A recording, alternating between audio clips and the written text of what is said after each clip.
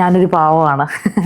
വളരെ നന്മയുള്ള നൈർമല്യമുള്ള ഹൃദയത്തിനുടമയാണ്. നിങ്ങൾക്ക് എവിടെ വെച്ച് എന്നെ കണ്ടാൽ, ഇനിയിപ്പോൾ ഞാൻ എൻ്റെ ചാനലിലൂടെ ഒരുപാട് ഉയരങ്ങളിലെത്തി, ഒരുപാട് ആൾക്കാരെ ഇൻ്റർവ്യൂ ചെയ്തു, അല്ലെങ്കിൽ ഞാൻ പല ആൾക്കാർ ഇപ്പോൾ ലാലേട്ടനുമായിട്ടും അല്ലെങ്കിൽ മമ്മൂക്കയായിട്ടും അല്ലെങ്കിൽ പൃഥ്വിരാജുമായിട്ടൊക്കെ സ്റ്റേജ് ഷോസ് പങ്കിടേണ്ട ഒരു അവസരം ദൈവം എനിക്ക് തന്നാലും ഞാൻ ഈ ശാരിക കെ വി തന്നെയായിരിക്കും. ഞാൻ എന്താണോ ലക്ഷ്യം കണ്ടത്, അതായത് നെഗറ്റീവ് പോസിറ്റീവ് ആക്കി പൂർണ്ണമായും പോസിറ്റീവ് ആക്കിയിട്ടാണ് ഞാൻ പുറത്തേക്ക് ഇറങ്ങി വരുന്നത്. അത് എനിക്കൊന്ന് അഖിലിന് ഇപ്പോഴത്തെ എൻ്റെ പോസ്റ്റുകൾ കാണുമ്പോഴോ അല്ലെങ്കിൽ എൻ്റെ വീഡിയോസിൻ്റെ താഴെ എടുത്ത് നോക്കി കഴിഞ്ഞാൽ നിങ്ങൾക്ക് ഒരിക്കലും പഴയ ശാരികയുടെ ഒരു ഏടുകൾ പോലും കാണാൻ പറ്റത്തില്ല.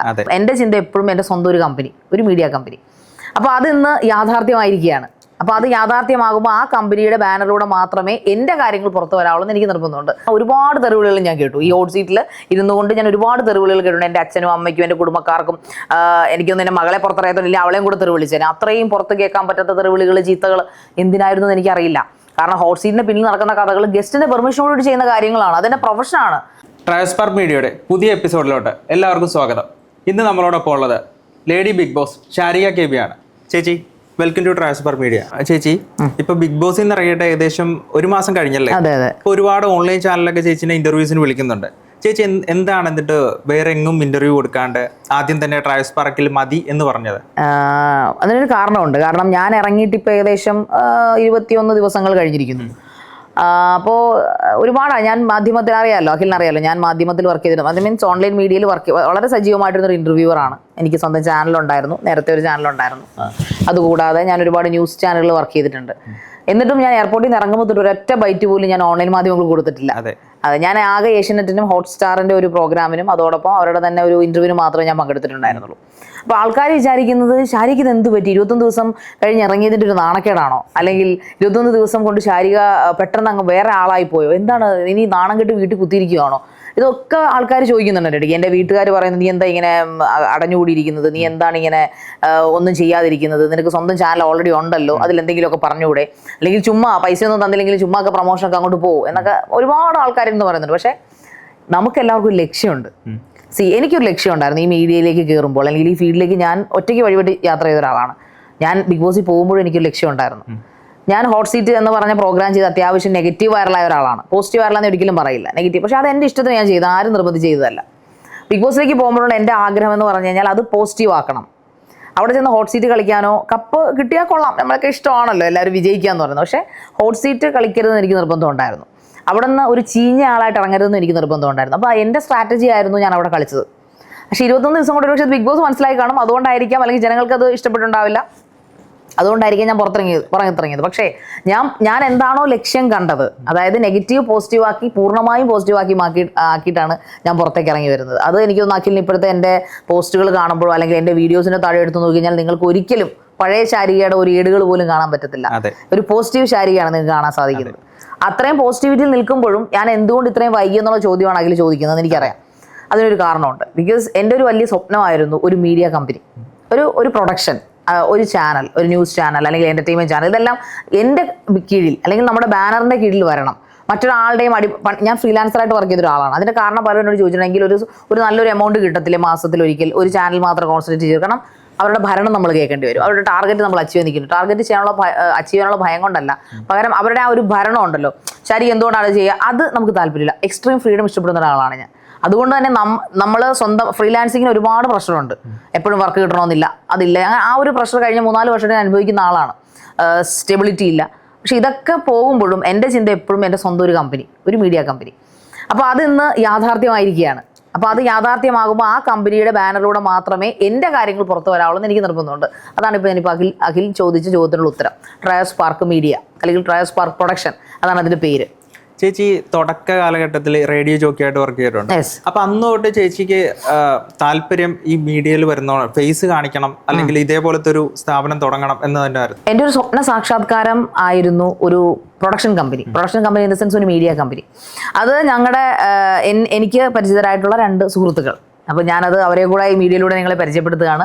അഖിൽ, നമ്മുടെ മുമ്പിൽ ഇരിക്കുന്ന ആങ്കർ ചെയ്യുന്ന അഖിലുണ്ട്, ക്യാമറയുടെ പിന്നണിയിൽ പ്രവർത്തിക്കുന്ന അഭിജിത്തുണ്ട്. ഞങ്ങൾ 3 പേരും ചേർന്നിട്ടുള്ള ഒരു ചർച്ചയുടെ ഭാഗമായിട്ട് ഇപ്പോൾ എനിക്ക് അത്യാവശ്യം സംസാരിക്കാനും കണ്ടന്റ് ക്രിയേറ്റ് ചെയ്യാനും കഴിവുണ്ട്. ക്യാമറ ഹാൻഡിൽ ചെയ്യാൻ അഭിക്ക് കഴിവുള്ള ഒരാളാണ്. അതിൻ്റെ എല്ലാ വശങ്ങളും അറിയാം. അതോടൊപ്പം തന്നെ കോർഡിനേഷൻ ഏറ്റവും ബെസ്റ്റ് ആയിട്ട് ഒരാളാണ് അഖിൽ.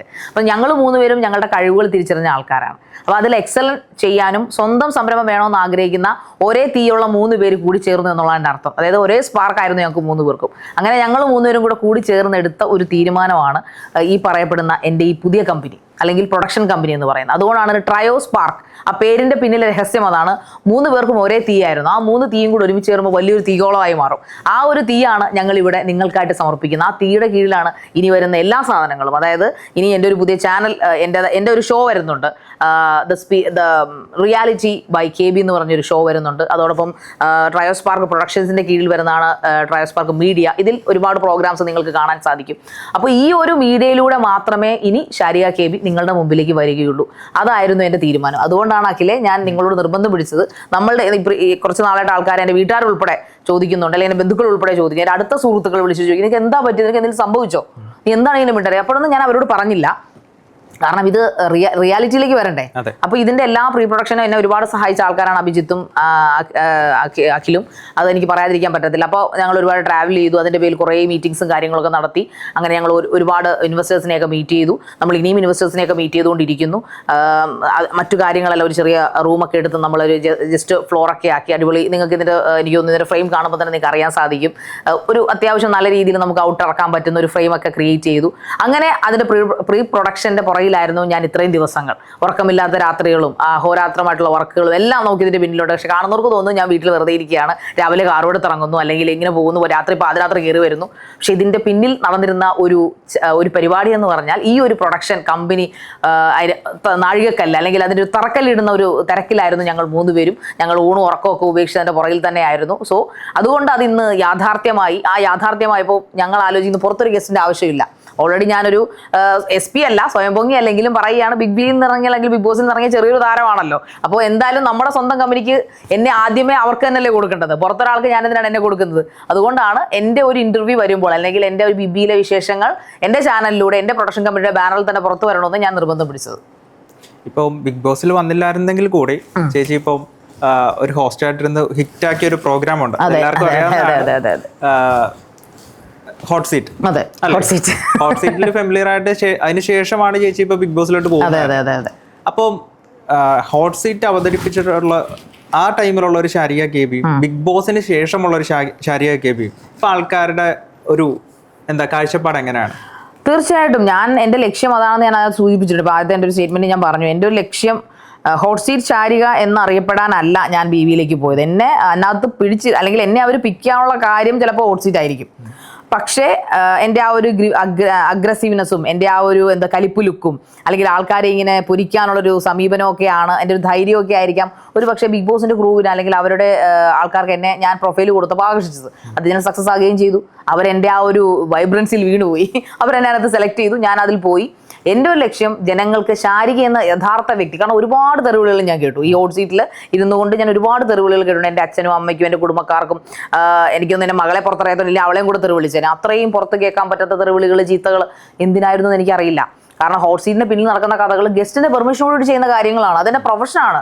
സോ അത് മനസ്സിലാക്കി കൊടുക്കണം എന്ന് എൻ്റെ ഉള്ളിൻ്റെ ഉള്ളിൽ അന്നോട്ടുണ്ട്. കാരണം എൻ്റെ കൂട്ടുകാരും എന്നെ പഠിപ്പിച്ച അധ്യാപകരൊക്കെ വിളിച്ചു ചോദിക്കും, ഷാരിക നീ ഇങ്ങനെയല്ലല്ലോ. ഞാൻ പണ്ടോട്ടേ അവർക്കറിയാം ഞാൻ ആങ്കർ ആകാനും ഇതുപോലുള്ള മാധ്യമ മേഖലകളിൽ വർക്ക് ചെയ്യാനും ഇഷ്ടപ്പെട്ടിരുന്ന ഒരാളാണ്. പക്ഷെ എപ്പോഴും ഞാൻ നല്ല രീതിയിൽ പോയിക്കൊണ്ടിരുന്ന ആളാണ്. അപ്പോൾ ഇങ്ങനൊരു ബാഡ് ഫെയിം എന്തിനാണ് നീ എടുത്തതെന്ന് പലരും എന്നോട് ചോദിച്ചു, പലരും ക്രിട്ടിസൈസ് ചെയ്ത് തന്നെ. എന്തിനാ എൻ്റെ കൂടെ വർക്ക് ചെയ്യുന്ന ജേർണലിസ്റ്റുകൾ പറഞ്ഞു, ഷാരിക ഇങ്ങനെയാണെങ്കിൽ നീ നശിച്ചു പോകും. അങ്ങനെ പറഞ്ഞ ജേർണലിസ്റ്റുകളുണ്ട്, ഞാൻ വർക്ക് ചെയ്ത സ്ഥാപനത്തിലെ ജേർണലിസ്റ്റുകളുണ്ട്. ഇങ്ങനെ പോയാൽ നീ നശിച്ചു പോകത്തുള്ളൂ കേട്ടോ, നീ ഇത് വിട്, നീ ഇങ്ങനെ വൈറലാകാൻ വേണ്ടിയിട്ട് ഇങ്ങനെ എന്തും ചെയ്യല്ലേ.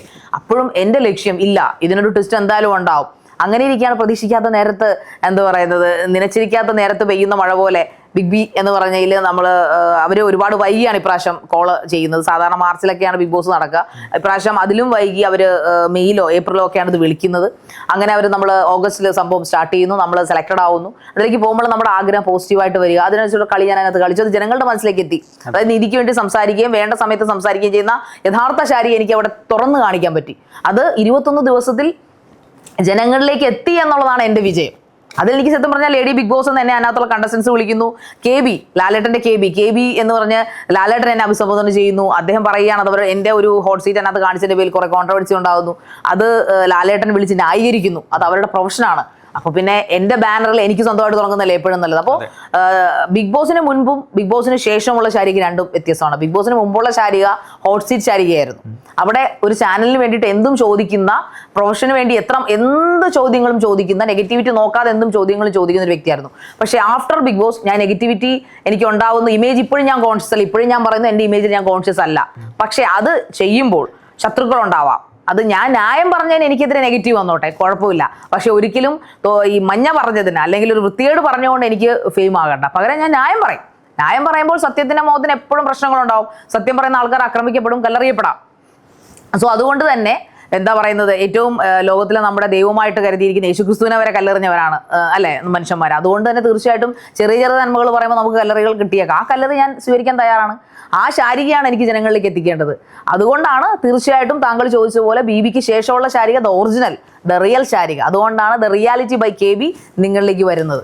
ഇപ്പൊ ഒരു 6 വർഷം മുമ്പ് ഇപ്പം ചേച്ചിയുടെ മുമ്പിലത്തെ ഫോട്ടോസ് ഒക്കെ എടുത്ത് ഈ കാണുന്ന ആളെ അല്ല, അതിലൊരു നാടൻ പെൺകുട്ടിയായിട്ടാണ്. അപ്പൊ അതെ. അപ്പൊ ഈ ഒരു എന്താ പറയണ്ടേ, ഇപ്പൊ ഇതേപോലെ ഹെയർ കട്ടൊക്കെ ചെയ്ത് ഈ ഒരു മോഡേൺ ഡ്രസ്സിലോട്ട് മാറിയപ്പോഴും വീട്ടിലൊക്കെ സപ്പോർട്ടായിരുന്നു? ഒരിക്കലുമല്ല. ഞാൻ അതായത് എനിക്കിപ്പോൾ ഏതാണ്ട് 40 വയസ്സായി. എൻ്റെ ഒരു 32, 33 അല്ലെ 35 കൂട്ടിക്കും, 35 വർഷം വരെ ഞാൻ എൻ്റെ പാരൻസിന് വേണ്ടി ജീവിച്ച ആളാണ്. അന്ന് അവരുടെ ഇഷ്ടത്തിനനുസരിച്ച് മുടി വെട്ടുക. ഇവൻ എൻ്റെ കല്യാണത്തിന് പോലും എൻ്റെ മുടി വെട്ടാൻ സമ്മതിക്കാത്ത ബ്യൂട്ടീഷ്യനായിരുന്നു എൻ്റെ വീട്ടുകാരെ പേടിച്ച്. എൻ്റെ അമ്മയ്ക്ക് മാത്രമല്ല, എൻ്റെ വീട്ടിലെ എൻ്റെ സുഹൃത്തുക്കൾക്കോ അല്ലെങ്കിൽ എൻ്റെ വീട്ടിലെ ബന്ധുക്കൾക്കോ ഒന്നും ഞാൻ മുടി വെട്ടുന്നത് എന്തോ വലിയ കുറ്റമായിട്ടാണ് നമ്മളെ പറഞ്ഞു വെച്ചിരിക്കുന്നത്. ഞാൻ 2nd സ്റ്റാൻഡേർഡിൽ വരെ ഞാൻ ബോബ് ചെയ്തിട്ടുണ്ട്. അപ്പോഴും ഞാൻ ചെറുതിലേക്ക് ഞാൻ ആഗ്രഹിച്ചിട്ടുണ്ട്. എനിക്ക് പണ്ടെന്ന് പറഞ്ഞാൽ എൻ്റെ ഈ ബോബ് ചെയ്യുന്നതിൻ്റെ ആഗ്രഹത്തിന് ഏതാണ്ട് 30 വർഷം പഴക്കമാണെങ്കിൽ വേണ്ട ഒരു 4 നൂറ്റാണ്ട് കൂട്ടിക്കോ, 25 വർഷം പഴക്കമുണ്ട്. എൻ്റെ ഏറ്റവും ഐഡിയൽ വുമൺ, ബ്യൂട്ടിഫുൾ വുമൺ ആയിട്ട് ഞാൻ കരുതുന്ന ഡയാന രാജകുമാരിയാണ്, ദ പ്രിൻസസ് ഡയാന. ഈ ലോകത്ത് മൈക്കിൾ ജാക്സൺ മരിച്ചപ്പോഴും ഞാൻ പൊട്ടി മൈക്കിൾ ജാക്സൺ മരിച്ചപ്പോൾ എനിക്ക് അത്രയും കരച്ചിലുണ്ടായിരുന്നില്ല. പക്ഷേ ഡയാന രാജകുമാരി മരിച്ചപ്പോൾ ഒരാഴ്ചയോളം എനിക്ക് ആ വേദന ഉണ്ടായിരുന്നു. എൻ്റെ ആരുമല്ല എങ്കിലും അവരെ മരിച്ചപ്പോൾ എനിക്ക് ഭയങ്കര സങ്കടം തോന്നി. അപ്പോൾ അന്ന് തൊട്ട് എൻ്റെ ആഗ്രഹമാണ് ഡയാന ഹെയർ കട്ട്. ഇതൊരു ഡയാന ഹെയർ കട്ടാണ്. അവരുടെ ഒരു ഓർമ്മയ്ക്കായിട്ടാണ് ഞാൻ ഈ ഡയാന ഹെയർ കട്ട് ചെയ്യുന്നത്. പിന്നെ ബോബി നടക്കുക, വെസ്റ്റേൺ ഡ്രസ്സ് ധരിക്കുക. വെസ്റ്റേൺ ഡ്രസ്സ് ധരിക്കുമ്പോൾ ഞാൻ ഒരിക്കലും എന്നെ എക്സ്പോസ്ഡ് ആക്കാറില്ല. എൻ്റെ ശരീരത്തിന് ഒരു ഭാഗങ്ങളും കാണിച്ച് എക്സ്പോസ് ചെയ്യാൻ എനിക്ക് താല്പര്യമില്ല. പക്ഷേ ഈ പറയുന്ന പോലെ ഡ്രസ്സും പാൻറ്റും ജീൻസും ഷോർട്ട്സും വെറൈറ്റി ആയിട്ടുള്ള ഡ്രസ്സുകൾ, അതായത് എന്നെ കാണുമ്പോൾ അത് ശാരികയാണെന്ന് തിരിച്ചറിയണം. അതിപ്പോൾ എനിക്ക് സാധിക്കുന്നുണ്ട്. ഇപ്പൊ ഈ ഒരു ഐഡന്റിറ്റിയിലാണോ ചേച്ചിനെ തിരിച്ചറിയുന്നത്? തീർച്ചയായിട്ടും എന്നെ ഈ ഐഡന്റിറ്റിയിൽ തിരിച്ചറിയുന്നത്. ഇപ്പൊ ഞാൻ എവിടെയെങ്കിലും തിരിഞ്ഞു നിന്നപ്പോഴും എന്നെ തട്ടിയിട്ട് ബിഗ് ബോസിൽ ആകുന്നതിന് മുമ്പത്തെ കാര്യം ഞാൻ പറയുന്നത്, ശാരിക KB അല്ലേ, അല്ലെങ്കിൽ മറ്റേ ഇന്റർവ്യൂ ചെയ്യുന്ന ചേച്ചിയല്ലേ, ചേച്ചിയുടെ ലുക്ക് കാണും, ചേച്ചിയുടെ ഹെയർ കണ്ടാൽ മതി, പെട്ടെന്ന് തിരിച്ചറിയാൻ പറ്റും. ഇപ്പം ഞാനവിടെ ഹോട്ട് സീറ്റ് കൈകാര്യം ചെയ്യുമ്പോൾ അവിടുത്തെ പ്രോഗ്രാം പ്രൊഡ്യൂസർ എന്നോട് പറയാറുണ്ട്, തന്റെ ഐഡന്റിറ്റി ആയല്ലേ ഇത്, എപ്പോഴും ഇങ്ങനത്തെ ഡ്രസ്സല്ലേ ഇടാറുള്ളൂ. പക്ഷേ ഈ ഹോട്ട് സീറ്റ് ഒക്കെ കണ്ട് ആൾക്കാർക്ക് ഒരു പേടിയുണ്ട്, ഈ ഒരു ഐഡന്റിറ്റിയോട് ഒരു പേടിയുണ്ട്. അപ്പൊ ബിഗ് ബോസ് കഴിഞ്ഞിട്ട് ഇപ്പൊ പുറത്തിറങ്ങി കഴിഞ്ഞിട്ട് ആൾക്കാരൊക്കെ അടുത്ത് വരുന്നുണ്ടോ? അയ്യോ, എന്നെ ശരിക്കും എനിക്ക് വോട്ടിങ്ങിലൂടെയാണ് നമ്മൾ പുറത്തു പോയെന്ന് അറിഞ്ഞപ്പോഴും 21 ഡേയിൽ എവിക്റ്റ് ആയെന്ന് അറിഞ്ഞപ്പോൾ എനിക്ക് വിഷമം തോന്നിയില്ല. പക്ഷെ നാട്ടിലിറങ്ങി ജനങ്ങളുടെ സങ്കടം കണ്ടപ്പോൾ എനിക്ക് ദൈവമേ ഒരു 50 ദിവസം അവിടെ നിൽക്കായിരുന്നു. കാരണം അത്രയ്ക്ക് ജനങ്ങളാണ് നമ്മളെ കണ്ട്. ഞാനൊരു 2-3-4 ദിവസം കഴിഞ്ഞൊരു കല്യാണത്തിന് പോയപ്പോൾ ഒരു സ്കൂളിൽ ഒരു ഫംഗ്ഷൻ അറ്റൻഡ് ചെയ്യാൻ പോയപ്പോൾ 1000 കുട്ടികൾ ഓണാഘോഷ പരിപാടികൾ നിർത്തിവെച്ചുകൊണ്ട് എൻ്റെ അടുക്കലേക്ക് ഓടി വരിക. ഈ പിറുങ്കിണികളാണോ ദൈവമേ എൻ്റെ ഫാൻസ്? കാരണം അവരൊക്കെ കാണുന്നു, എന്നെ ഇഷ്ടപ്പെടുന്നു. അല്ല, ഇവിടെ വന്നപ്പോൾ തന്നെ പ്രായമായിട്ടുള്ള സ്ത്രീകളാണ് കൂടുതൽ ഓടി വന്നത്. അതെ, അതായത് ഒത്തിരി പ്രായമുള്ള, നമ്മൾ ബിഗ് ബോസ് ഒന്നും കാണത്തില്ല എന്ന് കരുതിയിരിക്കുന്ന ജനറലിൽ നിന്നുള്ള ആൾക്കാരാണ്, അല്ലെങ്കിൽ ആ ഒരു ഗ്രൂപ്പിൽ നിന്നുള്ള ആൾക്കാരാണ് എന്നെ ആരാധിക്കുന്നു, അല്ലെങ്കിൽ ശാരിക KB അല്ലേന്ന് എടുത്ത് ചോദിക്കുന്നു. അതൊരു അഭിമാന നിമിഷമല്ലേ? അപ്പൊ അതെന്റെ വിജയമാണ്, ബിഗ് ബോസിന് ശേഷമുള്ള എന്റെ വിജയമാണെന്ന് ഞാൻ വിശ്വസിക്കുന്നു. പക്ഷേ ഹോട്ട് സീറ്റ് ചെയ്തുകൊണ്ട സമയത്ത് ആൾക്കാർ എൻ്റെ അടുക്കൊന്നും മിണ്ടത്തില്ലായിരുന്നു. ഇപ്പൊ ആ പേടി പോയി. ഒരുപാട് കമന്റുകളിൽ ഞാൻ എന്തെങ്കിലും ഇപ്പോൾ റീൽസ് വെറുതെ ഇടുവാണെങ്കിൽ ആൾക്കാർ ശാരിക KB, ഒരുപാട് ലവ് കമന്റ്സ് ആണ് എനിക്ക് വരുന്നത്, ഒരുപാട് സ്നേഹമുള്ള കമന്റ്സ് ആണ്. അതൊരു വല്ലാത്ത ഒരു ആനന്ദമാണ് കേട്ടോ, അത് പറയാതിരിക്കാൻ പറ്റില്ല. ഇപ്പൊ ചേച്ചിക്ക് ഒരുപാട് ഓഡിയൻസ് ഉണ്ട്. ഇപ്പൊ ചെറിയ പിള്ളേരായിക്കോട്ടെ, വലിയ മുതിർന്ന ആൾക്കാരായിക്കോട്ടെ, കൂടുതലും എനിക്ക് തോന്നുന്നതെന്ന് പറഞ്ഞാല് സ്ത്രീകളായിരിക്കാം അല്ലേ? നമ്മൾ പുറത്തോട്ട് പോയപ്പോഴും ഇന്നാണെങ്കിൽ കൂടി സ്ത്രീകളാണ് കൂടുതൽ ഓടുന്നത്. അപ്പം ബിഗ് ബോസിന് മുമ്പുള്ള ഒരു ശാരികനെ എല്ലാവർക്കും ഒരു പേടിയുണ്ട്. അപ്പൊ ഇറങ്ങിക്കഴിഞ്ഞപ്പോ ഈ ശാരിക KB, ഇതാണ് ശാരിക KB എന്ന് തിരിച്ചറിഞ്ഞു വന്ന ഒരുപാട് ആൾക്കാരുണ്ട്. അപ്പോ ഇപ്പോഴും പേടിച്ചു നിൽക്കുന്ന അല്ലെങ്കിൽ ശാരിക അറിയാത്ത ആൾക്കാരോട് എന്താണ് പറയാനുള്ളത്? ഞാനൊരു പാവമാണ്. വളരെ നന്മയുള്ള നൈർമല്യമുള്ള ഹൃദയത്തിനുടമയാണ്. നിങ്ങൾക്ക് എവിടെ വെച്ച് എന്നെ കണ്ടാലും, ഇനിയിപ്പോൾ ഞാൻ എൻ്റെ ചാനലിലൂടെ ഒരുപാട് ഉയരങ്ങളിലെത്തി, ഒരുപാട് ആൾക്കാരെ ഇൻ്റർവ്യൂ ചെയ്തു, അല്ലെങ്കിൽ ഞാൻ പല ആൾക്കാർ ഇപ്പോൾ ലാലേട്ടനുമായിട്ടും അല്ലെങ്കിൽ മമ്മൂക്കയായിട്ടും അല്ലെങ്കിൽ പൃഥ്വിരാജുമായിട്ടൊക്കെ സ്റ്റേജ് ഷോസ് പങ്കിടേണ്ട ഒരു അവസരം ദൈവം എനിക്ക് തന്നാലും ഞാൻ ഈ ശാരിക കെ ബി തന്നെയായിരിക്കും. നിങ്ങൾക്ക് ഏത് മൊമെൻറ്റിലും എന്ത് പ്രശ്നങ്ങളുണ്ടെങ്കിലും ചാനൽ ഓണർ എന്ന നിലയിലും അല്ലെങ്കിൽ ഒരു ആങ്കർ എന്ന നിലയിലും അല്ലെങ്കിൽ നിങ്ങളുടെ അപ്പുറത്തെ വീട്ടിലൊരു കുട്ടി എന്ന നിലയിലും നിങ്ങളുടെ കൂടെ പഠിച്ച ഒരു എന്താ പറയുന്നത് സഹപാഠി എന്ന നിലയിലോ കളിക്കൂട്ടുകാരെന്ന നിലയിലോ പ്രായഭേദമന്യേ എന്നെ ഏത് രാത്രിയിലും പകലും നിങ്ങൾക്ക് വിളിക്കാം. അതിന് നിങ്ങൾ ഒന്നും നോക്കേണ്ട ആവശ്യമില്ല. ഇപ്പം ഞാൻ ചിലപ്പോൾ ഏതെങ്കിലും ഒരു പക്ഷേ കാറിലായിരിക്കാം, അല്ലെങ്കിൽ ചിലപ്പോൾ ഞാൻ ഏതെങ്കിലും ആൾക്കാരുമായിട്ട് സംസാരിച്ചിരിക്കും. പക്ഷെ നിങ്ങൾക്ക് അവിടെ വരാം, ശാരി ചേച്ചി ഒരു കാര്യം എന്നോട് പറയല്ലേ, ശാരികെ ഒരു കാര്യം പറയല്ലേ, ശാരിക്കുട്ടി ഒരു കാര്യം പറയാനുണ്ട്, ഞങ്ങൾക്ക് സംസാരിക്കാനുണ്ടെന്ന് പറഞ്ഞാൽ നിങ്ങളുടെ കാര്യങ്ങൾ ഉറപ്പായിട്ട് ഞാൻ കേട്ടിരിക്കും. എനിക്ക് അന്നും ഇന്നും എൻ്റെ മരണം വരെയും ഒരു മാറ്റം ഉണ്ടാകത്തില്ല. അത് ഞാൻ ഏത് ഉയരങ്ങളിലെത്തിയാലും താഴ്ന്ന നിലത്തെ നീരോടു എന്ന് പറയുന്ന പോലെ എന്നും താഴെ തന്നെ ആയിരിക്കും. അതിലൊരു സംശയവുമില്ല. പൊതുജനങ്ങൾക്ക് വേണ്ടിയിട്ടാണ് ഞാൻ പ്രവർത്തിക്കാൻ ആഗ്രഹിക്കുന്നത്. അല്ലെങ്കിൽ ആ പൊതുജനങ്ങളാണ് നമ്മുടെ ഒരു ഫീൽഡ് അങ്ങനെയാണ്. നമ്മൾ ജനങ്ങളാണ് സാധാരണ ജനങ്ങളാണ് നമ്മളെ കാണുന്നത്, അല്ലാതെ സെലിബ്രിറ്റി സ്റ്റാറ്റസുള്ള സ്റ്റാറുകളല്ല നമ്മളെ കാണുന്നത്. സോ ഈ ബിഗ് ബോസ് പോലും സാധാരണക്കാരാണ് കൂടുതൽ കാണുന്നത്. അപ്പോൾ അതുകൊണ്ട് ഞാനിപ്പോൾ ചാനൽ സ്റ്റാർട്ട് ചെയ്തതും അല്ലെങ്കിൽ പ്രൊഡക്ഷൻ കമ്പനി സ്റ്റാർട്ട് ചെയ്തതും സാധാരണ ജനങ്ങൾക്ക് വേണ്ടിയിട്ടാണ്. അവർക്ക് എന്തെങ്കിലും പറയാനുണ്ടെങ്കിലാണ് നമ്മുടെ ഓരോ വിങ്ങുകളും പ്രവർത്തിക്കുന്നത്. സോ നിങ്ങൾക്ക് എന്തെങ്കിലും പറയാനുണ്ടെങ്കിൽ തീർച്ചയായിട്ടും എന്നോട് നേരിട്ട് പറയാം, ഫോണിലൂടെ സംസാരിക്കാം, നമ്മുടെ ടീം ഇവിടെ ഉണ്ട്, നിങ്ങൾക്ക് സംസാരിക്കാം. അതിലൊന്നും വിഷമിക്കേണ്ട ആവശ്യമില്ല. അതുകൊണ്ട് ശാരിക കെ ബി എപ്പോഴും സാധാരണക്കാരിയായിരിക്കും. പഴയ Sharika K B hot seat കണ്ടപ്പോൾ നിങ്ങൾ പേടിച്ചവരോടും എനിക്ക് പറയാനുള്ളത്, നിങ്ങൾക്ക് ഏത് മൊമെന്റിലും ഒരു കുഞ്ഞാവയെ പോലെ അല്ലെങ്കിൽ ഒരു പൂച്ചക്കുട്ടിയെ പോലെ എന്നോട് ഒന്ന് സംസാരിക്കാം. എന്നെ ഒരു പൂച്ചക്കുട്ടിയായിട്ട് നിങ്ങൾ കണക്കാക്കിയാൽ മതി. നിങ്ങൾ പൂച്ചക്കുട്ടിയാവണ്ട, നിങ്ങൾ വന്നോളൂ, എന്ത് കാര്യങ്ങളും എന്നോട് പറഞ്ഞോളൂ. പക്ഷെ ഒരിക്കലും നിങ്ങളെ വിഷമിപ്പിക്കുന്ന തരത്തിലോ അല്ലെങ്കിൽ റഫായിട്ടോ നിങ്ങളോട് ഞാൻ സംസാരിക്കില്ല. ബിക്കോസ് എന്നോട് എങ്ങനെ പെരുമാറുന്നോ അങ്ങനെ ആയിരിക്കും തിരിച്ചു പെരുമാറുന്നത്. പക്ഷെ നിങ്ങൾക്ക് എന്ത് കാര്യവും ഓപ്പൺ ആയിട്ട് ജെന്യുവൻ ആയിട്ടുള്ള കാര്യങ്ങൾ എന്നോട് വന്ന് പറയാം. അത് ഞാൻ നിങ്ങൾക്ക് ഉറപ്പ് തരുന്നു. ഇനിയിപ്പോൾ ഈ ഇന്റർവ്യൂ ഒക്കെ കണ്ടിട്ട് ഇപ്പം ശാരിക കേബിനെ കോൺടാക്ട് ചെയ്യണമെന്ന് ഒരുപാട് പേർക്ക് ആഗ്രഹം കാണാം. ചിലപ്പോൾ ഒരു ഇനാഗ്രേഷനോ അല്ലെങ്കിൽ ഒരു ഇതേപോലെ ഒരു ഇന്റർവ്യൂനോ അല്ലെങ്കിൽ ഒരു ഹോസ്റ്റ് ആയിട്ടോ. അപ്പൊ ഇനി എങ്ങനെയാണ് ചേച്ചിനെ കോൺടാക്ട് ചെയ്യേണ്ടത്? തീർച്ചയായിട്ടും എൻ്റെ പേജിൻ്റെ അല്ലെങ്കിൽ എൻ്റെ പ്രൊഡക്ഷൻ കമ്പനിയുടെയോ അല്ലെങ്കിൽ എൻ്റെ ചാനലിൻ്റെയോ ഇതിൻ്റെ ബാനറിൽ പ്രവർത്തിക്കുന്ന ഇതെല്ലാം നമ്മുടേതാണ്. അപ്പോൾ എൻ്റെയും എൻ്റെ സുഹൃത്തുക്കളുടെയുമാണ്. അപ്പോൾ ട്രയസ്പാർക്ക് മീഡിയയുടെ അല്ലെങ്കിൽ ട്രയസ്പാർക്ക് പ്രൊഡക്ഷൻ്റെ കീഴിൽ വരുന്ന പേജുകളിൽ, സോഷ്യൽ മീഡിയ പേജുകളിൽ നമ്മളെ കോൺടാക്ട് ചെയ്യാനുള്ള നമ്പറുകൾ ഉണ്ടായിരിക്കും. അതിൽ നിങ്ങൾക്ക് 24/7 അവൈലബിൾ ആയിരിക്കും. ഓഫീസ് ഇവിടെ നമുക്കൊരു സ്റ്റുഡിയോ ഫ്ലോർ ഉണ്ട്, ഓഫീസ് 24/7 ഓൺ ആയിരിക്കും. അല്ലെങ്കിൽ ഫോൺ അവൈലബിൾ ആയിരിക്കും. നിങ്ങൾക്ക് ഏത് സമയത്തും വിളിക്കാം. ചിലപ്പോൾ മനുഷ്യരാണ്, ഏതെങ്കിലും ഷൂട്ട്സിൻ്റെ തിരക്കുകളിലായിരിക്കാം, ഞങ്ങൾ എന്തെങ്കിലും പ്രോഗ്രാമിലായിരിക്കാം. അപ്പോൾ നിങ്ങൾക്ക് മെസ്സേജ് അയക്കാം, ഇന്ന ആളാണ്, ഞാൻ ഇന്ന സ്ഥലത്ത് നിന്ന് വിളിക്കുന്നു, ഞങ്ങൾക്ക് ഇന്ന കുറച്ച് കാര്യങ്ങൾ നിങ്ങളുമായിട്ട് ഡിസ്കസ് ചെയ്യാനുണ്ട്, എവിടെ ഓഫീസിൽ വരണമെന്ന് തീർച്ചയായിട്ടും യു ആർ ഓൾവേസ് വെൽക്കം. അപ്പം ഞങ്ങൾ അവൈലബിൾ ആയിരിക്കും 24/7. ഞങ്ങളുടെ വെബ് പേജിൽ അവൈലബിൾ ആയിരിക്കും, അല്ലെങ്കിൽ സോഷ്യൽ മീഡിയ പേജിലും ഇൻസ്റ്റാഗ്രാം പേജിലും ഒക്കെ നമ്മൾ അവൈലബിൾ ആയിരിക്കും. നിങ്ങൾക്ക് ഡയറക്റ്റ് കോൺടാക്ട് ചെയ്യാവുന്നതാണ്. നമ്പർ അവിടെ കിട്ടും. ചേച്ചി, the reality by K B എന്ന് പറഞ്ഞിട്ടൊരു പുതിയ ചാനലാണല്ലോ ചേച്ചി ഇപ്പൊ തുടങ്ങിയിരിക്കുന്നത്. അതായത് ചേച്ചിയുടേതായിട്ടുള്ള മാത്രം ഒരു അവതരണ ശൈലിയിൽ ഒരു ഷോ. അപ്പൊ ഇതുകൊണ്ട് പൊതുസമൂഹത്തിന് ചേച്ചി എന്താണ് കൊടുക്കാൻ പോകുന്നത്? അതൊരു നല്ല ക്വസ്റ്റ്യൻ ആണ്. കാരണം അത് പലരും എന്നോട് ഇനി ചോദിക്കുമ്പോൾ ഞാൻ കൊടുക്കേണ്ട ഒരു മറുപടിയാണ്. The reality by K B, ഇത് സത്യം പറഞ്ഞാൽ ഞാൻ പറഞ്ഞില്ല, എൻ്റെ ഒരു സ്വപ്ന സാഫല്യമാണ് ഇതുപോലൊരു ഷോ തുടങ്ങുക, അല്ലെങ്കിൽ ഒരു ചാനൽ തുടങ്ങുക, ഒരു പ്രൊഡക്ഷൻ കമ്പനി തുടങ്ങുക എന്നുള്ളത്. അതിൻ്റെ കൂട്ടത്തിൽ ഈ ഒരു ഐഡിയ എനിക്ക് കിട്ടുന്നത്, ഈ ഒരു പേര് എനിക്ക് കിട്ടുന്നത് ശരിക്കും പറഞ്ഞാൽ ബിഗ് ബോസിനോടാണ് നന്ദി പറയുന്നത്. ബിക്കോസ് ഞാൻ അതിലേക്ക് എൻട്രി ചെയ്ത് ഒരു 2 ദിവസം കഴിഞ്ഞാൽ നമ്മുടെ നെവിൻ എന്ന് പറഞ്ഞ കണ്ടസ്റ്റൻ്റ് ഉണ്ട് അതിനകത്ത്. അവനൊരു വെറൈറ്റി കണ്ടസ്റ്റൻ്റ് ആണ്. അപ്പോൾ അവനും ഞാനും കൂടെ ചേർന്നിട്ട് തുടങ്ങാം ചേച്ചി. അപ്പോൾ ശാരികയ്ക്ക് പേരൊക്കെ എൻ്റെയാണ്. അപ്പോൾ ഞാൻ പറയാം, നമുക്ക് the reality by LB and Nevin എന്ന് പറഞ്ഞിട്ട് തുടങ്ങാം. അപ്പോൾ അവനാണ് എന്നെ ആദ്യമായിട്ട് ലേഡി ബിഗ് ബോസ് എന്ന് വിളിക്കുന്നത്. So thank you Nevin. എനിക്ക് നെവിനോടാണ് ഇതിന് നന്ദി പറയാനുള്ളത്. കാരണം നെവിനാണ് ആദ്യമായിട്ട് ഞാൻ അവിടുത്തെ ഒരു ടാസ്ക് ലെറ്റർ വായിച്ച് കഴിഞ്ഞപ്പോൾ ഗംഭീര കയ്യോടിയോടുകൂടി അവൻ പറഞ്ഞു ദ ലേഡി ബിഗ് ബോസ് എന്ന് പറഞ്ഞു. അങ്ങനെയാണ് ലേഡി ബിഗ് ബോസ് എന്ന പേര് എനിക്ക് വീഴുന്നത്. അപ്പോൾ അങ്ങനെ ഒരു LB ബൈ ആൻഡ് നെവിൻ അതിനകത്ത് വരുമെന്നാണ്, വരണം, കാരണം വരുമെന്നാണ് നീ പറഞ്ഞിരിക്കുന്നത്.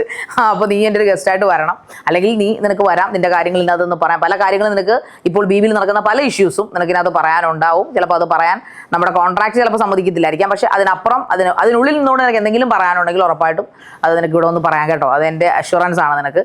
സോ അപ്പോൾ അത് റിയാലിറ്റി ബൈ KB എന്നതുകൊണ്ട് ഞങ്ങൾ ഉദ്ദേശിച്ചിരുന്നത് എല്ലാ തരത്തിലുള്ള ആൾക്കാരെയും, അതായത് ഒരു സെലിബ്രിറ്റി എന്ന മറയില്ലാതെ പച്ചയായ മനുഷ്യനായിട്ട് ഇവിടെ ഒന്ന് സംസാരിക്കാം. അത് ഏത് തുറയിലുള്ള ആൾക്കാരാവാം. അതൊരു പക്ഷേ നമ്മുടെ നാട്ടിലുള്ള ഒരു KSRTC ബസ് ഡ്രൈവർ ആയിരിക്കാം, അല്ലെങ്കിൽ ഒരു പൊളിറ്റീഷ്യൻ ആയിരിക്കാം, പഞ്ചായത്ത് മെമ്പർ ആയിരിക്കാം, അല്ലെങ്കിൽ ഒരു കുടുംബശ്രീ മെമ്പർ ആയിരിക്കാം, അല്ലെങ്കിൽ ചിലപ്പോൾ ഒരു സീരിയൽ താരമായിരിക്കാം, വളർന്നു വരുന്ന ഒരു ഗായകനായിരിക്കാം, ഒരു നാടൻ പാട്ടുകാരനായിരിക്കാം, ആരും ആയിക്കോട്ടെ.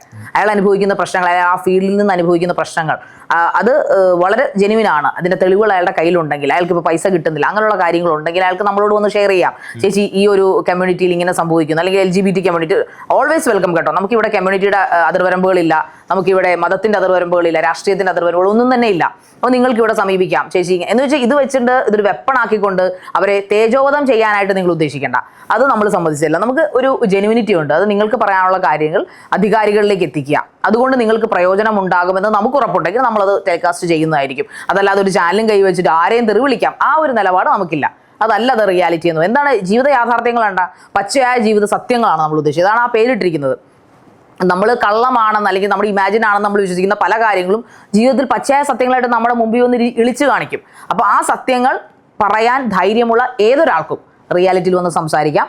ഇന്ന ക്വസ്റ്റ്യൻസ് ഞാൻ ചോദിക്കുമ്പോൾ ഞാൻ ചിലപ്പോൾ നിങ്ങൾ വന്ന് റിയാലിറ്റി കുറേ കാര്യങ്ങൾ എന്നോട് ആദ്യം വന്ന് തലേന്ന് കോൺടാക്ട് ചെയ്യുമല്ലോ, ചേച്ചി ഇന്ന കാര്യങ്ങളുണ്ട്, ചേച്ചീനെ കുറിച്ച് സംസാരിക്കണമെന്ന് പറഞ്ഞാൽ ഞാനത് പഠിക്കും. പഠിച്ചിട്ട് എൻ്റെതായ ഭാഷയിലേ ഞാൻ ചോദിക്കുകയുള്ളൂ. അപ്പോൾ അത് നേരിടാനുള്ള ധൈര്യം നിങ്ങൾക്ക് ഉണ്ടായിരിക്കണം. അപ്പോൾ ആ ചോദ്യങ്ങൾ തീർച്ചയായിട്ടും കൃത്യമായ ആൻസർ നിങ്ങൾ ഞങ്ങളുടെ മുമ്പിൽ തന്നിരിക്കണം. അങ്ങനെയാണെങ്കിൽ ഇത് കൃത്യമായിട്ട് എഡിറ്റിംഗ് ഇല്ലാതെ എയർ ചെയ്യപ്പെടും. എന്ന് വെച്ചാൽ ലൈവ് പോകാൻ നമുക്ക് പറ്റില്ല, നമുക്ക് സാങ്കേതികമായ ഒരുപാട് കാരണങ്ങളുണ്ട് ലൈവ് പോകാൻ പറ്റില്ല. പക്ഷേ കൃത്യമായി എഡിറ്റ് ചെയ്തുകൊണ്ട് കൃത്യമായ കാര്യങ്ങൾ, പുറത്ത് പോകേണ്ട കാര്യങ്ങൾ കൃത്യമായിട്ട് തന്നെ മ്യൂട്ടില്ലാതെ നമ്മൾ പുറത്ത് വിടും. അതാണ് റിയാലിറ്റി കൊണ്ട് ഉദ്ദേശിക്കുന്നത്. ജീവിതത്തോട് അടുത്ത് നിൽക്കുന്ന യാഥാർത്ഥ്യങ്ങൾ പൊളിച്ചു കാണിക്കുക എന്നാണ് നമ്മൾ ഉദ്ദേശിക്കുന്നത്. ഇതിൽ ചിലപ്പോൾ ഗസ്റ്റ് ഉണ്ടാവാം, ചില സമയത്ത് ഗസ്റ്റ് ഇല്ല. ചിലപ്പോൾ ഒരു വിഷയത്തെ എടുത്തിട്ട് ഞാൻ തന്നെ ആയിരിക്കും ടോക്ക് ഷോ പോലെ നിങ്ങളോട് സംസാരിക്കുക. ചിലപ്പോൾ 1, 2, 3 പേര് ഇരുന്ന് ഞങ്ങൾ ചിലപ്പോൾ സംസാരിച്ചിട്ടുണ്ടാവാം കാര്യമായ കാര്യങ്ങൾ. അങ്ങനെ പലതരത്തിലുള്ള കാര്യങ്ങൾ നമ്മൾ ഇതിൽ പ്രതിപാദിക്കുന്നുണ്ട് ഈ റിയാലിറ്റി. എന്തായാലും ഇതിൽ വെച്ചുകെട്ടലുകൾ ഉണ്ടാവില്ല, മഞ്ഞ ഉണ്ടാവില്ല. മഞ്ഞ ഇൻ ദ സെൻസ് ഞാൻ പറയുന്നത് നമ്മൾ പറയുന്ന അർത്ഥങ്ങൾ മാനിപ്പുലേറ്റ് ചെയ്തുകൊണ്ട് നമ്മൾ മിക്ക ഓൺലൈൻ മീഡിയകളും ചെയ്യുന്ന വളരെ മോശമായ നീചമായ ഒരു കാര്യമാണ്. പറയുന്ന ഒരു ഗസ്റ്റ്, ഇപ്പോൾ അഖിലൊരു ഗസ്റ്റ് ആണെങ്കിൽ അഖിൽ വന്നിരുന്ന അഖിലിൻ്റെ ഒരു പ്രൊഫഷനെ കുറിച്ച് പറയുന്നു. അഖിൽ പറഞ്ഞ 2 വശവും മുറിച്ചിട്ട് നടുക്കഷ്ണം മാത്രം ഇട്ട് അഖിൽ ഇങ്ങനെ പറഞ്ഞിരിക്കുന്നു എന്ന് പറയുമ്പോൾ അതിന് TRP റേറ്റ് കിട്ടും. പക്ഷെ നമുക്കത് വേണ്ട. നമ്മൾ ആ മനുഷ്യനോട് ചെന്ന് ചതിയാണത്, അത് വേണ്ട. പകരം നമ്മൾ തംബ്നെയിൽ കൊടുത്താലും അല്ലെങ്കിൽ നമ്മൾ അയാളുടെ റീൽസ് കട്ട് ചെയ്ത് വിട്ടാലും അയാൾ പറയുന്നത് എന്താണോ അയാൾ ഉദ്ദേശിച്ചത് നമ്മുടെ മുമ്പിൽ വന്ന് ജനങ്ങളോട് പറയാൻ ഉദ്ദേശിച്ചത് അല്ലെങ്കിൽ ക്യാമറയുടെ മുമ്പിലേക്ക് പറയാൻ ഉദ്ദേശിച്ചത് അത് തന്നെ ആയിരിക്കും ദ റിയാലിറ്റി ബൈ KVയിലൂടെ പുറത്തു പോവുക. ഇതാണ് ഈ ചാനലിന്റെ ഉദ്ദേശം. റിയാലിറ്റി എന്ന ചാനൽ ഇപ്പൊ ചേച്ചി പറഞ്ഞു മതം രാഷ്ട്രീയം ഇതൊന്നും പ്രശ്നമല്ല, എന്ത് ഓപ്പൺ ആയിട്ട് സംസാരിക്കും. അത് എന്തെങ്കിലും പിന്നീട് ചേച്ചിക്ക് എന്തെങ്കിലും ബുദ്ധിമുട്ടുണ്ടാകുമെന്ന് ഒരു പേടിയുണ്ടോ? ഇല്ല, നമുക്ക് ജീവിതത്തിൽ ഒന്നല്ലേ മരിക്കാൻ പറ്റും. ഞാൻ അങ്ങനെ ചിന്തിക്കുന്ന ഒരാളാണ്. ഞാൻ അങ്ങനെ ബുദ്ധിമുട്ടും പേടിച്ച് നിന്നിരുന്നെങ്കിൽ ഒരിക്കലും ഞാനൊരു സിംഗിൾ മദറായിട്ട് ഫൈറ്റ് ചെയ്ത് നീ എന്നോട് ചോദിച്ചില്ലേ പിന്നെ ചേച്ചിയുടെ വീടുകളിൽ, എൻ്റെ ഒരു ഓർത്തഡോക്സ് ഫാമിലിയാണ്. എൻ്റെ വീട്ടിൽ മുടി വെട്ടുന്ന ഇഷ്ടമല്ല, അല്ലെങ്കിൽ മുടി അങ്ങനെ പോകാൻ പാടില്ല, ദൂര സ്ഥലങ്ങളിൽ പോകാൻ പാടില്ല, മീഡിയയായിട്ട് ഒരു ബന്ധമില്ലാത്തൊരു ഫാമിലിയാണ് ഞാൻ. പക്ഷെ എന്നിട്ടും എൻ്റെ ഇഷ്ടം ഞാൻ തീരുമാനിച്ച് അത് എൻ്റെ ഫാമിലി എതിർപ്പുകളെ അവഗണിച്ചുകൊണ്ട് എനിക്ക് എൻ്റെ മോളുമായിട്ട് മുന്നോട്ട് പോകാൻ പറ്റുമെങ്കിൽ എനിക്ക് ഈ ചാനലിലും സധൈര്യം മുന്നോട്ട് പോകാം. ഞാൻ സത്യസന്ധമായിട്ട് നന്മമരം കളിക്കാമെന്നതല്ല, പക്ഷേ ഈ കാലത്തിനനുസരിച്ച് നമുക്ക് അപ്ഡേറ്റ് ചെയ്യുകയും ചില മാറ്റങ്ങൾ വരുത്തുകയും ചെയ്യേണ്ടി വരും. എന്നിരുന്നാലും എൻ്റെ നിലപാടുകൾ ഉറച്ചു തന്നെ ഞാൻ മുന്നോട്ട് പോകും. ചിലപ്പോൾ ഇപ്പോൾ ബിഗ് ബോസിൽ ഞാൻ കുറേ പേര് കേട്ടു, ഇരട്ടത്താപ്പ്, പാമ്പ്, അല്ലെങ്കിൽ ഓന്തിൻ്റെ നിറം, അതൊക്കെ നിങ്ങളുടെ മാനിപ്പുലേഷൻസ് ആണ്. ഞാൻ ഒരിക്കലും അങ്ങനെയല്ലെന്ന് എനിക്ക് 100 ബോധ്യമുണ്ട്. മറ്റുള്ളവരെ ബോധ്യപ്പെടുത്താൻ വേണ്ടിയല്ല ഞാൻ ഈ ചാനൽ തുടങ്ങിയിരിക്കുന്നത്, റിയാലിറ്റി കാണിക്കാൻ വേണ്ടിയിട്ടാണ്. സോ എൻ്റെതായ രീതിയിൽ, എൻ്റെതായ ഭാഷയിൽ, എൻ്റെതായ ലാംഗ്വേജിൽ നിലപാടുകളോടുകൂടി സധൈര്യം മുന്നോട്ട് തന്നെയായിരിക്കും. എന്ത് സംഭവിച്ചാലും നമ്മൾ ആ നിലപാടിൽ മാറില്ല. ചേച്ചി, ഇപ്പൊ ഒരുപാട് പേർക്ക് ആഗ്രഹം ഉണ്ടായിരിക്കും ബിഗ് ബോസിനുള്ളിൽ എന്താണ് നടക്കുന്നത്, അതിനെയൊക്കെ കുറിച്ച് പറയാൻ പറ്റുമോ ചേച്ചിക്ക്? പറയാം. ലിമിറ്റേഷൻസ് എന്ന് പറഞ്ഞു കഴിഞ്ഞാൽ നമുക്ക് കോൺട്രാക്ട് ഒക്കെ ഉണ്ട്.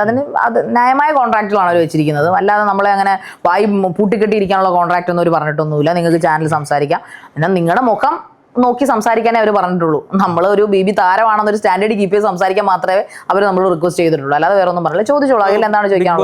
ഇറങ്ങിയ ഒരുപാട് പേരുണ്ടല്ലോ പുറത്ത്, അപ്പൊ എല്ലാവരോടും ചേച്ചി കോൺടാക്ട് ഉണ്ട്. പിന്നെ എനിക്ക് തോന്നുന്നു ഓൾമോസ്റ്റ് മിക്ക ആൾക്കാരും എന്നെ ഇങ്ങോട്ട് വിളിച്ചു. ഇപ്പൊ ഇന്നലെ കഴിഞ്ഞ ദിവസം ഇറങ്ങിയ റെന വരെയും കോൺടാക്ട് ചെയ്തു. ഞാൻ അവളെ അങ്ങോട്ട് നമ്പർ എനിക്ക് കിട്ടി, ഞാൻ കോൺടാക്ട് ചെയ്തു. അപ്പോൾ തന്നെ റിപ്ലൈ ചെയ്തു, ശരീച്ചി യാത്രയിലാണ് എന്ന് പറഞ്ഞിട്ട് കോൺടാക്ട് ചെയ്തു. അപ്പോൾ ഞങ്ങളിപ്പോൾ ഗ്രൂപ്പ് BB7 വാരിയേഴ്സ് എന്ന് പറഞ്ഞ ഗ്രൂപ്പ് ക്രിയേറ്റ് ചെയ്തു, വാട്സ്ആപ്പ് ഗ്രൂപ്പ് ക്രിയേറ്റ് ചെയ്തിട്ടുണ്ട്. അതിൽ എല്ലാവരും ഉണ്ട്. ഞങ്ങളിപ്പോൾ അടുത്ത ദിവസം തന്നെ എല്ലാവരും കൂടെ മീറ്റായി, ഇറങ്ങിയ എല്ലാവരും കൂടെ ഒരു മീറ്റപ്പ് ഉണ്ട്.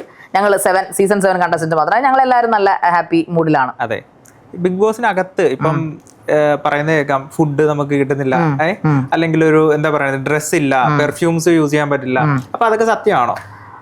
അത് നമ്മുടെ ഇതൊരു റിയാലിറ്റി ഷോ അല്ലേ, നമ്മളെ പേയ്മെന്റ് ഒക്കെ തന്നവർ അതിനകത്ത് കയറ്റുമ്പോൾ നമ്മളോടൊന്നും അവർ പറയത്തൊന്നുമില്ല. നമ്മൾ ചെന്ന് കഴിയുമ്പോഴാണ് തലക്കടി കയറ്റ പോലെ നിൽക്കുന്നത്. അയ്യോ ഇതൊക്കെയാണല്ലോ ഇവിടുത്തെ. അവിടെ റേഷനാണ്, ആഴ്ചയിലെ 7 ദിവസത്തേക്ക് ഇത്ര ഭക്ഷണങ്ങളേ ഉള്ളൂ. ഇരുന്ന് ഉറങ്ങാൻ പറ്റില്ല, ഉറങ്ങിക്കഴിഞ്ഞാൽ പട്ടി കുറയ്ക്കും, പട്ടി കുറച്ച് കഴിഞ്ഞാൽ നമുക്ക് ഫുഡിൽ റേഷൻ കട്ടാവും, ചിലപ്പോൾ പഞ്ചസാര ഉണ്ടാവത്തില്ല അടുത്ത ആഴ്ചയിലെ വീക്കിൽ. അപ്പോൾ ടാസ്ക് ആണ്. 7ന്റെ പണി കയറി കഴിഞ്ഞപ്പോഴാണ് മനസ്സിലായത് ഇതൊക്കെ 7ന്റെ പണിയാണ്. കാരണം നമ്മൾ കൊണ്ടുപോയ വസ്ത്രങ്ങൾ നമുക്ക് കിട്ടിയില്ല. വസ്ത്രങ്ങൾ കിട്ടാഞ്ഞതിൻ്റെ കാരണം അത് ടാസ്കിന്റെ ഭാഗമായിരുന്നു എന്നാണ് അവർ പറഞ്ഞത്. പണിപ്പുരയാണ്. ഇറങ്ങി കഴിഞ്ഞപ്പോഴാണ് നമുക്കത് മനസ്സിലാകുന്നത് അതൊരു പണിപ്പുര ടാസ്ക് ആയിരുന്നു. ആ പണിപ്പുരയിലൂടെ നമ്മളത് ആർജിക്കണമായിരുന്നു. പക്ഷെ ഞാൻ പറയുന്നത് ഇത് പിന്നെ അവർ നമ്മളെ ശിക്ഷിച്ചതായിട്ട് ഞാൻ പറയില്ല. ഇത്രയും കപ്പാസിറ്റി ഉള്ള ആൾക്കാർക്ക് മാത്രമേ ബിഗ് ബോസിൽ സർവ് ചെയ്യാൻ പറ്റുള്ളൂ. കാരണം ഈ ടാസ്കുകളെല്ലാം ഇതൊന്നും മുൻകൂട്ടി നമ്മളോട് പറയില്ല. ഇതൊരു സ്ക്രിപ്റ്റഡ് ഷോ അല്ല. കാരണം പലരും സ്ക്രിപ്റ്റഡ് ഷോ എന്നൊക്കെ പറയുന്നത് ഞങ്ങളുടെ കയ്യിലും സ്ക്രിപ്റ്റ് ഒന്നും തന്നില്ല. അവിടെ നടക്കുന്ന അടിയും വഴക്കും ചീത്തയും എല്ലാം സ്വന്തമായ ഉള്ളിൽ നിന്ന് പച്ചയായിട്ട് വരുന്ന സാധനങ്ങളാണ്. പിന്നെ ഒരു മൈൻഡ് ഗെയിം ഉണ്ട് അവിടെ. കാരണം എന്താ വെച്ചാൽ അതിനകത്ത് ആ ലൂപ്പിലായിരിക്കും നമ്മൾ. നമുക്ക് വേറെ ആരെയും ഓർമ്മ വരില്ല, അല്ലെങ്കിൽ വേറെ ആരെയും ഇപ്പം അച്ഛൻ, അമ്മ അല്ലെങ്കിൽ മകൾ അതൊന്നും ഓർമ്മ ഉണ്ടാവില്ല. എപ്പോഴും കാണുന്നത് രാവിലെ ഈ 18 19 കണ്ടസ്റ്റൻസിന്റെ മുഖം മാത്രമായിരിക്കും. ആദ്യത്തെ 2-3 ദിവസം കഴിയുമ്പോൾ നമ്മൾ അതിനകത്തോട്ട് വീണ് പോകും. അത് ബിഗ് ബോസിന്റെ തന്ത്രമായിരിക്കും. നമ്മൾ ആ തന്ത്രത്തിൽ വീഴാതിരിക്കുക എന്നുള്ളത് നമ്മുടെ വിൽ പവറാണ്. പക്ഷെ അങ്ങനെ വീഴാതിരിക്കാൻ പറ്റില്ല, വീണ് പോകും. പിന്നെ ഭക്ഷണം ഇല്ല എന്ന് പറയുമ്പോൾ ഭക്ഷണം ലിമിറ്റഡ് ആണ് അവിടെ. അത് ടാസ്കിന്റെ ഭാഗമായിട്ട് നമുക്ക് അവർ ഇത്ര എന്ന് വെച്ചാൽ പട്ടിണിയൊന്നും കിടത്തുന്നില്ല. അത് നമ്മൾ അതനുസരിച്ച് കഴിച്ചോണം. കാരണം നമുക്കത് തോന്നുന്നത് വീട്ടിൽ മൃഷ്ടാന്ന ഭോജനം കഴിച്ച് വരുതിക്കുന്നതുകൊണ്ട് നമുക്ക് തോന്നും ഇത് പട്ടിണിയാണെന്ന് നമുക്ക് തോന്നിയേക്കാം. പിന്നെ വസ്ത്രത്തിന്റെ വിഷമം അത് ഇപ്രാവശ്യത്തെ അവരുടെ ടാസ്ക് ആയിരുന്നു, വസ്ത്രം തരാഞ്ഞത്. അത് വലിയ വിഷമം ഉണ്ടാക്കി. നമ്മളൊക്കെ ഒരുപാട് കഷ്ടപ്പെട്ടു. പക്ഷേ അതെന്ത് ചെയ്യാൻ പറ്റും? നമ്മൾ അതിൽ അതൊക്കെ 7ന്റെ പണി സീസൺ ആണെന്ന് പറയുന്നത്. അപ്പോൾ അതെല്ലാം സർവൈവ് ചെയ്യണം. അത് നമ്മുടെ ഉത്തരവാദിത്തമാണ്. അതുകൊണ്ടായിരിക്കാമെന്ന് നമ്മൾ ഇന്ന് തിരിച്ചറിയുന്നു. ദെൻ പിന്നെ എന്താ ചോദിച്ചത്? പെർഫ്യൂംസ് ഒന്നും തരത്തില്ല. വെള്ളം തരും. പിന്നെ ഈ പറയുന്ന പോലെ കാപ്പി എന്ന് പറഞ്ഞാൽ കട്ടൻ ചായ നമുക്ക് കുടിക്കാം. പിന്നെ അത്യാവശ്യം നല്ല, പിന്നെ ഹൗസ് ഒരു രക്ഷയില്ല കേട്ടോ, അടിപൊളിയാണ്. BB7 ഹൗസ് എന്ന് പറയുന്നത്. പിന്നെ 3 ബാത്റൂം ഉണ്ട് അവിടെ. 3 ബാത്റൂം, 2 ബാത്റൂം, 2 ടോയ്ലറ്റും സെപ്പറേറ്റ്. പക്ഷെ വെള്ളവും കാര്യങ്ങളും എല്ലാം ഉണ്ട്. സോപ്പ് തരുമോ? അപ്പോൾ സോപ്പൊക്കെ ഉണ്ട്, എല്ലാം ലിമിറ്റഡ് എഡിഷൻ. നമ്മൾ വീട്ടിൽ കുളിക്കുന്ന പോലെ മറ്റേ സോപ്പൊക്കെ പരിപ്പിച്ചൊന്നും കുളിക്കാൻ പറ്റത്തില്ല. മിനിമലൈസ് ചെയ്ത് നമുക്ക് ഒരാഴ്ചത്തേക്കുള്ളൊരു സാധനം നമുക്ക് ഓരോരുത്തർക്കും ഓരോ കിറ്റൊക്കെ തരും. ആ കിറ്റിനകത്ത് ബ്രഷും പേസ്റ്റും എല്ലാം, പേസ്റ്റൊക്കെ ഇഷ്ടം പോലെ വേസ്റ്റും സാധനങ്ങളും ഒക്കെ ഉണ്ട്. പക്ഷേ സോപ്പൊക്കെ വളരെ കഷ്ണം സോപ്പൊക്കെയാണ്. അതൊക്കെ വെച്ച് നമ്മൾ കുളിച്ച് അഡ്ജസ്റ്റ് ചെയ്തോണം. അതൊക്കെ നമ്മൾ ഏത് അവസ്ഥയിലും, അത് ലാലേട്ടൻ പറയുന്നതാണ് കാര്യം, ഏത് അവസ്ഥയിലും ഏത് ഞെരുങ്ങിയ അവസ്ഥയിലും നമ്മൾ ഒരു ഒറ്റമുറി വീട്ടിൽ താമസിച്ചാലും അതിനകത്ത് നമ്മൾ സർവൈവ് ചെയ്യാൻ പഠിക്കണം, മരിക്കരുത്. അതുകൊണ്ട് ഇനി എനിക്ക് തോന്നുന്നു ബിഗ് ബോസിൽ പോയതുകൊണ്ട് തന്നെ ഒരു നേരം ഭക്ഷണം കിട്ടിയില്ലെങ്കിലോ പരിപ്പ് മാത്രമേ ഉള്ളെന്ന് വെച്ചിട്ടോ വെജിറ്റേറിയൻ ഫുഡാണ് ഇത്രയും ദിവസങ്ങളും. അപൂർവമായിട്ട് നോൺ വെജ് വരത്തുള്ളൂ. നമ്മൾ പണിപ്പുര ടാസ്കിലൂടെ മേടിക്കണം. അതുകൊണ്ട് ഇനി ഏത് അവസ്ഥയിലും വെജിറ്റേറിയൻ. ഇപ്പോൾ നമ്മൾ മറ്റൊരു നാട്ടിലൊരു ഷോയ്ക്ക് പോയി, അവിടെ വെജിറ്റേറിയൻ നാടാണ് അല്ലെങ്കിൽ വെജിറ്റേറിയൻ ആണ്, നമ്മൾ സർവ് ചെയ്യാൻ പറ്റും. അപ്പോൾ നമുക്ക് ബിഗ് ബോസ് ഓർമ്മ വരും. അതാണ് പ്രത്യേകത അവരുടെ. ഇനിയിപ്പോൾ പുറത്തുനിന്ന് ഏതെങ്കിലും ഒരു സോഷ്യൽ മീഡിയാസ് അല്ലെ ഏതെങ്കിലും ചാനൽ പ്രോഗ്രാമിന് വിളിക്കുവാണെങ്കിൽ ഹോസ്റ്റ് ആയിട്ടോ അല്ലെങ്കിൽ ഗസ്റ്റ് ആയിട്ടോ ഒക്കെ ചേച്ചി പോകാൻ പ്ലാൻ ഉണ്ടോ? നമുക്ക് ഇപ്പോൾ എനിക്ക് തോന്നുന്നു ഇപ്പോൾ ഉടനെ എങ്ങും ഹോസ്റ്റായിട്ട് പോകാൻ ആഗ്രഹിക്കുന്നില്ല. ഞാൻ പറഞ്ഞില്ല, എൻ്റെ ഒരു സ്വപ്നം സാക്ഷാത്കരിക്കുന്നു. അത് പൊക്കിയെടുക്കാനുള്ള ശ്രമത്തിലാണ്. അത് നമ്മുടെ ട്രയൽസ് പാർക്ക് പ്രൊഡക്ഷൻ ആയാലും എൻ്റെത് റിയാലിറ്റി ബൈ KB എന്ന അതിൻ്റെ ബാനറിൽ വരുന്ന ഷോ ആയാലും ട്രയൽസ് പാർക്ക് മീഡിയ ആയാലും അതിൻ്റെ ഒരു വളർച്ചയിലേക്കാണ് ഞാൻ എൻ്റെ ഇനി ഹാർഡ് വർക്ക് സമർപ്പിക്കാൻ പോകുന്നത്. അതിനിടയ്ക്ക് ആൾക്കാർക്ക് ചിലപ്പോൾ വേറൊരു ചാനൽ എനിക്ക് അത്രയും ഓക്കെ ആണെന്ന് തോന്നിയ ഒരു ചാനൽ ഞാൻ ഇൻ്റർവ്യൂ ഒരു ഗസ്റ്റായിട്ട് പോയിരിക്കും. അല്ലാതെ ഹോസ്റ്റായിട്ട് ഇപ്പോൾ ഞാൻ പോകാൻ താല്പര്യപ്പെടുന്നില്ല. കാര്യം ഒരുപാട് പേർക്ക് ചിലപ്പോൾ ഒരു ആകാംക്ഷയാണോ, അതുകൊണ്ടാണ് ഞാൻ ഇല്ല ഹോസ്റ്റായിട്ട് പോകാൻ താല്പര്യപ്പെടുന്നില്ല. ബിക്കോസ് നമുക്ക് നമ്മുടേതായ ഒരു ചാനലുള്ളതല്ല അഖില എപ്പോഴും എന്നല്ല. അതിൻ്റെ ഒരു ആനന്ദം ശരിയാണ്. ഹാർഡ് വർക്ക് ഉണ്ട്, ചിലപ്പോൾ ഉറക്കം ഉണ്ടാവില്ല, ടെൻഷൻ ഉണ്ടാവും, ഫിനാൻഷ്യൽ കാര്യങ്ങൾ ഓർത്ത് ടെൻഷൻ ഉണ്ടാവും, സാലറി ഓർത്ത് ടെൻഷൻ ഉണ്ടാവും, ഇതൊക്കെ ഉണ്ടാവും. പക്ഷേ എന്നാലും നമുക്കൊരു അഭിമാനമുണ്ട്. ഇതിൽ നമ്മുടെ സിഗ്നേച്ചറുണ്ട്. നമ്മളാണ് തീരുമാനിക്കുന്നത് എന്ത് പറയണ്ട എന്നുള്ളത്. ഇവിടെ ആരും നമുക്ക് മഞ്ഞ അടിച്ചു തരാനില്ല അല്ലെങ്കിൽ നീല അടിച്ചു തരാനില്ല. അപ്പോൾ അതുകൊണ്ട് ആ ഒരു ധൈര്യം നമ്മളെ മുന്നോട്ട് നയിക്കുന്നു. ഇപ്പോൾ ബാക്കിയുള്ള ചാനലിലെ ഹോസ്റ്റിംഗിൽ ഇരിക്കുമ്പോൾ സ്ക്രിപ്റ്റഡ് ആയിരുന്നു, അതോ റിയൽ ഷാരിക KB തന്നെ ആയിരുന്നു? അല്ല, റിയൽ ഷാരിക KB അല്ല. റിയൽ ഷാരിക KB ആണോ എന്ന് ചോദിച്ചു കഴിഞ്ഞാൽ ചോദിക്കേണ്ടാത്ത പല ചോദ്യങ്ങളും ചിലപ്പോൾ ചോദിച്ചു പോയിട്ടുണ്ടെന്ന് എനിക്ക് തോന്നിയിട്ടുണ്ട്. കാരണം അത് ആ ഗസ്റ്റിന്റെ പെർമിഷൻ ഉണ്ട് കേട്ടോ. ഗസ്റ്റ് അത് ആ ഷോയുടെ ഒരു പ്രത്യേകതയാണ്. ഞാൻ ആ ഹോട്ട് സീറ്റിനെ ഒരിക്കലും കുറ്റം പറയില്ല. ബിക്കോസ് അതിന്റെ ആ ഒരു ഷോ ഡയറക്ടറുടെ കഴിവാണ് അത്. കാരണം അത് റീൽ കട്ട് ചെയ്ത് അതിങ്ങനെ വിജയിപ്പിക്കുന്ന ഒരു കഴിവ് അങ്ങേരുടെ തന്നെയാണ്. അത് പറയാതിരിക്കാൻ പറ്റില്ല. അത് ചാനലിനേക്കാൾ കൂടുതൽ അതിന്റെ ഷോ ഡയറക്ടറുണ്ട്. അദ്ദേഹത്തിനാണ് ആ കഴിവുള്ളത്. അദ്ദേഹമാണ് എന്നെ ഹോട്ട് സീറ്റ് ഷാരിക ആക്കിയത്. മീൻസ് ആ ഒരു ഷോ തന്ന് അതിങ്ങനെ ആൾക്കാരിലേക്ക് എത്തിച്ച് അദ്ദേഹം തന്നെയാണ്. പിന്നെ ക്വസ്റ്റ്യൻസ് ഒരിക്കലും എല്ലാ ഒന്നോ രണ്ടോ ക്വസ്റ്റ്യൻസ് ഈ പാറ്റേൺ ഉള്ളത് പുള്ളി പറഞ്ഞു തരുമെന്നല്ലാതെ നമുക്ക് പൂർണ്ണമായിട്ടും ക്വസ്റ്റ്യൻ തരാൻ പറ്റില്ല. അതെല്ലാം എൻ്റെ ഒരു ക്വസ്റ്റ്യനാണ്. ഇപ്പം അഖിലാണ് എൻ്റെ മുമ്പിൽ വന്നിരിക്കുന്നതെങ്കിൽ അഖിലിനോട് ചോദിക്കുന്നത് അഖിൽ പറയുന്നതിൽ നിന്ന് ഞാൻ അഖിലിനെ കുറിച്ച് പഠിച്ച കാര്യങ്ങളും ചേർത്ത് വെച്ചുകൊണ്ടായിരിക്കും ഞാൻ അഖിലിനോട് ചോദിക്കുന്നത്. അത് എൻ്റെ സ്വന്തമാണ്. വളരെ കുറച്ച് ക്വസ്റ്റ്യൻസ് അവിടെ നിന്ന് നമുക്ക് തരുള്ളൂ. അത് എല്ലാ ഗസ്റ്റിനും തരാനും പറ്റത്തില്ല. രേണുസുതിയൊക്കെ തന്ന ക്വസ്റ്റ്യൻസ് എല്ലാം എൻ്റെ സ്വന്തമായിരുന്നു. മില്ലിനടിച്ചു പോയതൊക്കെ ഒന്നും എനിക്ക് അവർ അവിടെ തന്നില്ല. പിന്നെ ഇച്ചിരി സ്പാർക്ക് കുറയുന്നു തോന്നിക്കഴിഞ്ഞാൽ ചില മാത്രം ഇനിയർ വെച്ച് പറയും. ഇനിയർ ഉപയോഗിക്കാറില്ല. ഇനിയർ ഉപയോഗിക്കാത്ത ചുരുക്കം ചില ആങ്കറുകൾ ഒരാൾ ഞാനായിരുന്നു അവിടുത്തെ, എനിക്ക് തോന്നുന്നു.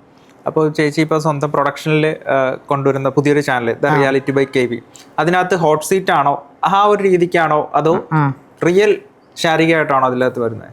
രണ്ടും ഉണ്ടാവാം. ഹോട്ട് സീറ്റിൽ പൊരിക്കേണ്ടി വരുന്നതാണെന്നുണ്ടെങ്കിൽ പൊരിക്കും. വരുന്ന ഗസ്റ്റ് ഡിപ്പെൻസ് ആണത്.